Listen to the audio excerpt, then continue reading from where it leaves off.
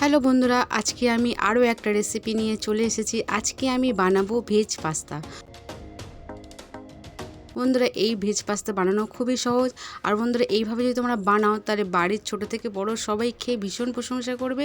আর এটা ভীষণ টেস্টফুল হয়। আর বন্ধুরা, এটা হেলদিও বটে। আর পাস্তা খেতে সবারই ভালো লাগে, তাই না? তো চলো বন্ধুরা, দেরি না করে রান্নাটা ঝটপট শুরু করা যাক।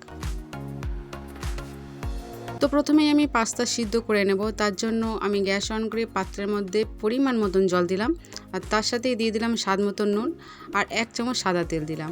তেলটা দিলে কি হয়, পাস্তাগুলো বেশ ঝরঝরে হবে। তো এখানে আমি পাস্তা নিয়েছি, পাস্তাগুলো আমি জলের মধ্যে দিয়ে দিলাম। এবার গ্যাসের ফ্লেমটা আমি মিডিয়াম করে দেব। তো দেখো বন্ধুরা, এখানে ফুটে গেছে। তো খুব ভালো করে আমি ফুটিয়ে নেব যতক্ষণ না পর্যন্ত এটা সিদ্ধ হয়ে যাবে। তো আমি এখানে 70% পাস্তাগুলো সিদ্ধ করে নেব। তো দেখো বন্ধুরা, একটু চেক করে দেখে নেব। তো খুব ভালোভাবে এখানে গলে গেছে। এবার আমি এটাকে ছেঁকে নেব, ঠান্ডা জল দিয়ে ধুয়ে নেব। তো দেখো বন্ধুরা, এখানে আমি ঠান্ডা জল দিয়ে ধুয়ে নিয়েছি, খুব সুন্দর ঝরঝরে হয়েছে। এবার আমি রান্নার দিকে যাব। তো প্রথমে গ্যাস অন করে কড়া চাপিয়ে দিচ্ছি। কড়া গরম হয়ে গেছে, এখানে দিয়ে দিলাম সাদা তেল। তো আমি এখানে প্রায় 3 চামচ সাদা তেল দিয়েছি। তো তেল এখানে গরম হয়ে গেছে, এর মধ্যে আমি রসুন কোচানো দিয়ে দিলাম। তো রসুনগুলো আমি হালকা করে ভেজে নেব।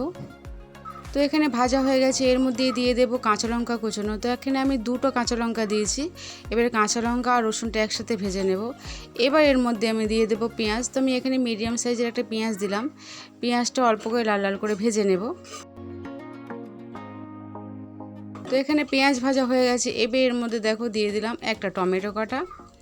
টমেটো দিয়ে অল্প একটু নেড়ে ছেড়ে দিলাম। এর সাথেই আমি দিয়ে দেবো স্বাদ মতো নুন। তো টমেটো দেওয়ার পরে নুন দিলে টমেটোগুলো খুব তাড়াতাড়ি গলে যাবে। তো এখানে আমি 2-3 মিনিট ভেজে নিয়েছি। এবার এর মধ্যে আমি সবজি দেব। তো প্রথমে এখানে আমি গাজর কুচনো দিয়ে দিলাম, আর দিলাম বিনস কুচনো, আর দেবো এখানে ক্যাপসিকাম কাটা। দিয়ে খুব ভালো করে ভেজে নেব। তো আমি এখানে ততক্ষণ পর্যন্ত ভাজতে থাকবো যতক্ষণ না পর্যন্ত এই সবজিগুলো খুব ভালোভাবে গলে যায়। তো ভাজার সময় কিছু আমি গুঁড়ো মশলা দেবো। তো এখানে দিলাম আমি 1/2 চামচ হলুদের গুঁড়ো, আর দেবো 1/2 চামচ জিরের গুঁড়ো, আর দেবো 1/2 চামচ ধনের গুঁড়ো, আর দেবো 1 চামচ কাশ্মীরি লঙ্কার গুঁড়ো। দিয়ে খুব ভালো করে ভেজে নেব। তো বন্ধুরা, কাশ্মীরি লঙ্কার গুঁড়োটা দিলে রঙটা খুব ভালো হবে, আর বাচ্চারাও খেতে পারবে, খুব ঝাল হবে না। তো এখানে গলেও গেছে। এবার এর মধ্যে আমি দিয়ে দেবো সিদ্ধ করা পাস্তাগুলো। তো বন্ধুরা, এই সময় গ্যাসের ফ্লেমটা মিডিয়াম করে দেবো। দিয়ে খুব ভালো করে ভেজে নেব যতক্ষণ না পর্যন্ত পাস্তাগুলো বেশ মাখো মাখো হয়ে যাচ্ছে। তো প্রথমে আমি দিয়ে দিলাম 1 চামচ ভিনিগার, আর দেবো 1 চামচ সয়া সস। দেওয়ার পরে আমি নেড়ে চেড়ে দেবো যাতে তলায় ধরে না যায়। তো বন্ধুরা, এখানে আমি প্রায় 1 মিনিট নেড়ে চেড়ে দিলাম। এবার এর মধ্যে 1 চামচ আমি দিলাম চিলি সস, দিয়ে আমি খুব ভালো করে নেড়ে ছেড়ে দেবো। তো বন্ধুরা, পাস্তাকে বেশি মজাদার করতে আমি দিয়ে দেবো 1 চামচ পাস্তা মশলা। যে কোনো দোকানেই পাস্তা মশলা পাওয়া যায়। পাস্তা মশলা যদি একান্ত নাই থাকে তাহলে ম্যাগি মশলা দিলেও খেতে বেশ ভালো লাগে। তো বন্ধুরা, এবার এর মধ্যে আমি দিয়ে দেবো টমেটো সস। তো বন্ধুরা, এখানে আমি 2 চামচ টমেটো সস দিয়ে দিলাম। এবার আমি গ্যাসের ফ্লেমটা একদমই লো করে দিয়ে প্রায় 3 থেকে 4 মিনিট খুব ভালো করে ভেজে নেব। বন্ধুরা, এই সময় ভাজলে পাস্তার টেস্ট খুব ভালো হয়। তো দেখো বন্ধুরা, এখানে আমার ভাজা হয়েছে, কত সুন্দর হয়েছে। এবার আমি এটা পরিবেশনের জন্য অন্য একটি পাত্রে তুলে নেব।